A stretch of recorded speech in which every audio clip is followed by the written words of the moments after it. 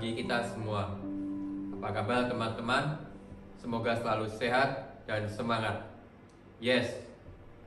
Perkenalkan, nama saya Daniel. Saya berasal dari kota Surakarta.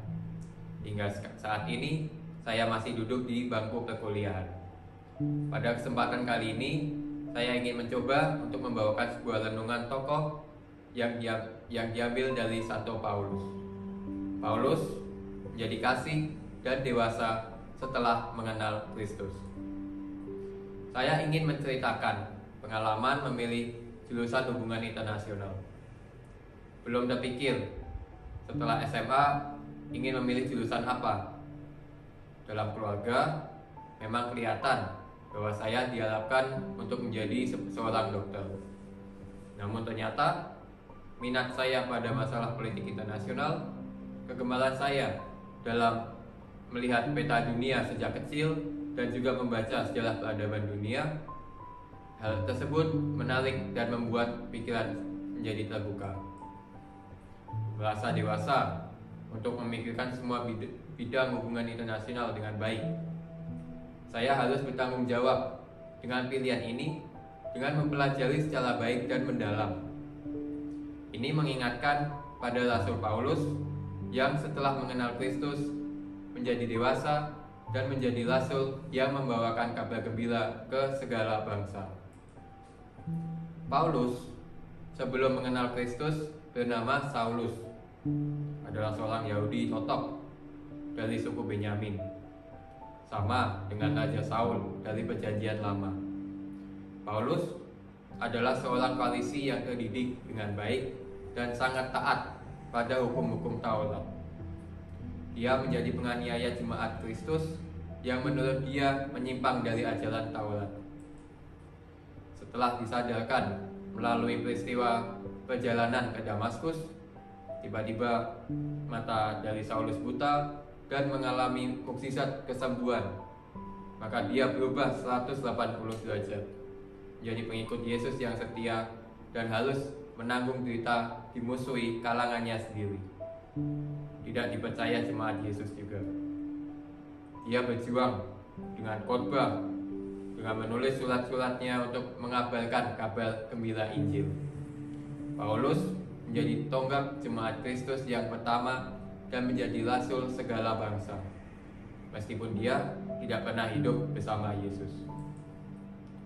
Katekismus Gereja Katolik nomor 2. Supaya panggilan ini didengar di seluruh dunia, Kristus mengutus para rasul yang dipilihnya dan memberi tugas untuk mewartakan Injil.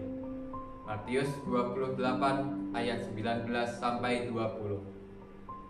Berdasarkan keputusan ini, mereka pergi memberitakan Injil ke segala penjuru, dan Tuhan turut bekerja dan meneguhkan firman itu dengan tanda-tanda yang menyertainya.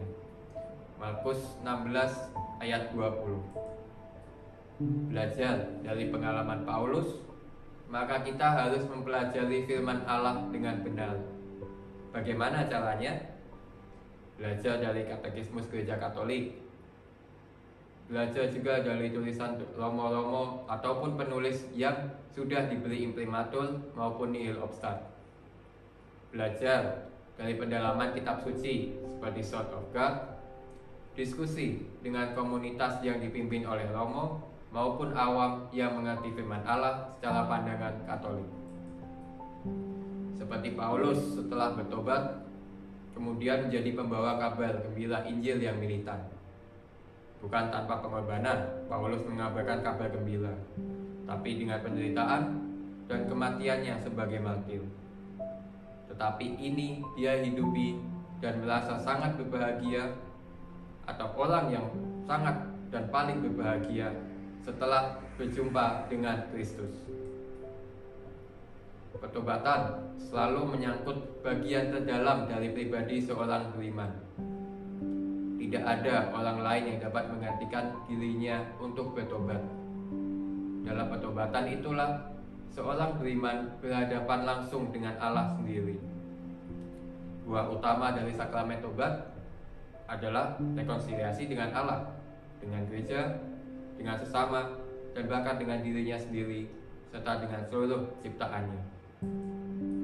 Pertobatan dalam gereja Katolik itu misalnya rutin menerima sakramen tobat 3 bulan sekali. Walaupun masa pandemi, tetap bisa diusahakan saat menghadapi Trihari Suci di gereja dengan Romo misalnya. Komitmen untuk tidak mengulangi kesalahan yang sama dan memperbaikinya ke depannya. Misal, saya pernah menyia-nyiakan waktu dengan tidak belajar. Saya sangat menyesal dan bertobat serta memiliki tekad untuk tidak mengulanginya dengan selalu mengembangkan ilmu yang didapat. Lebih berani mengemukakan pendapat karena sekarang banyak membaca. Mengejar pengetahuan yang kurang dipahami dengan kesadaran sendiri untuk belajar lagi.